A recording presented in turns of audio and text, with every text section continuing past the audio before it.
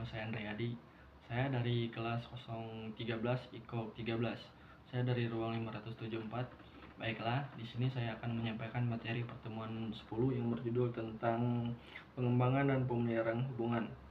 Materi ini membahas bagaimana manusia sebagai makhluk sosial dapat dipisahkan di hubungan dengan manusia lain, serta berbagai proses pengembangan dan pemeliharaan hubungan dilakukan dalam metode komunikasi interpersonal. 1. Manusia sebagai makhluk hidup sosial sejak lahir, bahkan berada dalam kandungan manusia sudah bergantung pada orang lain.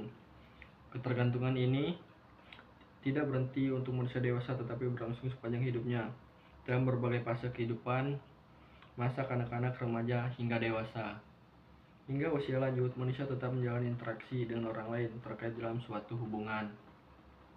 Hubungan tersebut terjadi langsung secara misalnya lewat percakapan, tatap muka, atau secara langsung, seperti melalui telepon, media sosial, atau pesan. Oleh karena itu, membangun hubungan bukanlah pilihan, melainkan kebutuhan dasar manusia sebagai makhluk hidup sosial.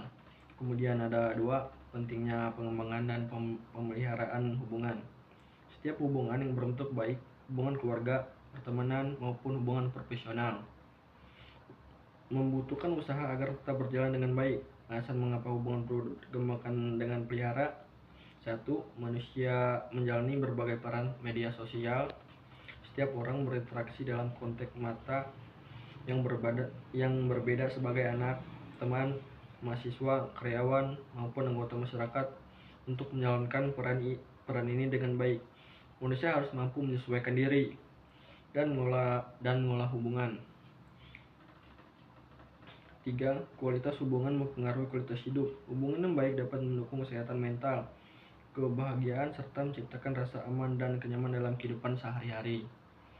Pengembangan hubungan berarti membangun hubungan yang lebih mendalam dan bermakna, sedangkan pemeliharaan hubungan berarti memastikan hubungan tersebut tetap stabil, saling menghargai, dan berfungsi dengan baik. Dan kemudian ada 3, perspektif perkembangan. Setelah satu cara memahami bagaimana hubungan manusia berkembang adalah melalui perspektif perkembangan. Perspektif ini menekankan bahwa setiap manusia mengalami proses perkembangan sejak kecil hingga dewasa. Perkembangan ini mempengaruhi kepribadian, cara berpikir, cara merasa, dan cara berperilaku. Dalam perkembangan manusia terdapat unsur konsistensi, yaitu hal-hal yang tetap ada dasar waktu ke waktu, dan unsur-unsur perubahan yang perkembangan yang membuat seseorang berada dalam masa sebelumnya. Melalui perspektif perkembangan, kita bisa memahami bahwa hubungan internasional tidak akan selalu sama. Hubungan dapat bertumbuh matang dan berubah sering perkembangan individu. Misalnya, cara seseorang membangun hubungan saat remaja tentu berbeda dengan saat ia dewasa. Kematangan emosi, pengalaman hidup, dan kemampuan berkomunikasi dan mempengaruhi kualitas hubungan. Kemudian ada 4, penerapan perspektif perkembangan dan hubungan. Prinsip perkembangan digunakan untuk memahami dinamika munculnya hubungan antar pribadi.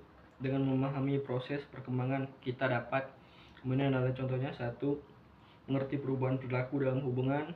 2. Menyesuaikan cara berkomunikasi. 3. Melihat hubungan sebagai proses yang berkelanjutan. Kemudian ada misalnya seseorang yang semakin dewasa bisa lebih mampu mengelola konflik, memahami sudut pandang orang lain, dan menunjukkan empati yang lebih baik. Kemudian ada 2. Menyesuaikan cara berkomunikasi. Setiap tahap perkembangan memerlukan pendekatan komunikasi berbeda. Cara berkomunikasi dengan anak kecil tentu berbeda dengan orang dewasa. Melihat hubungan sebagai proses yang berkelanjutan. Hubungan bukan suatu yang terjadi sekali dan selesai. Ia tumbuh sering proses interaksi dan perkembangan diri.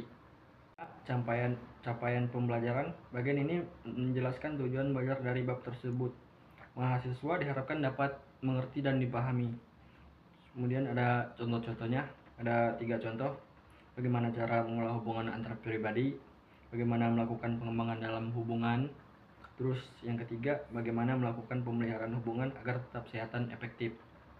Intinya, setelah pembelajaran materi ini, mahasiswa diharapkan bisa mengerti bagaimana membangun dan menjaga hubungan dengan orang lain dalam konteks komunikasi interpersonal. Kemudian ada B, materi. 1. Manusia sebagai makhluk sosial. Teks menjelaskan bahwa manusia tidak bisa hidup tanpa berhubungan dengan manusia lain. Alasannya, sejak manusia berada dalam kandungan sampai ia meninggal, ia selalu membutuhkan pertolongan, ia selalu membutuhkan orang lain. Kemudian manusia selalu terkait dalam hubungan sosial, baik secara langsung ataupun bertemu, berbicara, berinteraksi maupun tidak langsung. Komunikasi jarak jauh, media digital. Terus ini menegaskan bahwa hubungan antar manusia adalah kebutuhan dasar manusia. 2. Hubungan perlu dikembangkan dan dipelihara. Sering manusia menjalani kehidupan ia memainkan berbagai peran. Anak, teman, pelajar, pekerja, anggota masyarakat. Dalam setiap peran itu, manusia selalu berhubungan dengan orang lain. Karena hubungan bersifat dinamis, berubah-ubah, maka manusia perlu, yaitu ada 2 contoh. 1. Membangun hubungan, membuat hubungan lebih dalam, lebih kuat dan lebih baik. Kemudian ada 2. Memelihara hubungan, menjaga agar hubungan tetap harmonis, positif, dan efektif. Terus hubungan yang tidak dikembangkan atau dipelihara bisa menjadi renggang atau rusak dan tidak efektif. Kemudian ada 3. Perspektif pengembangan.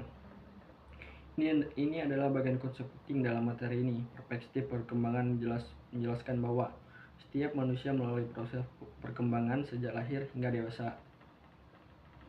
Kemudian ada yang terakhir, yaitu kesimpulan. Manusia membutuhkan hubungan dengan orang lain dan sepanjang hidupnya. Terus pemeliharaan hubungan memerlukan komunikasi yang baik, terus penyesuaian diri, terus dan kesadaran bahwa setiap orang berada pada tahap perkembangan yang berbeda. Sekian materi pertemuan 10. Saya akhiri. Sekian dan terima kasih.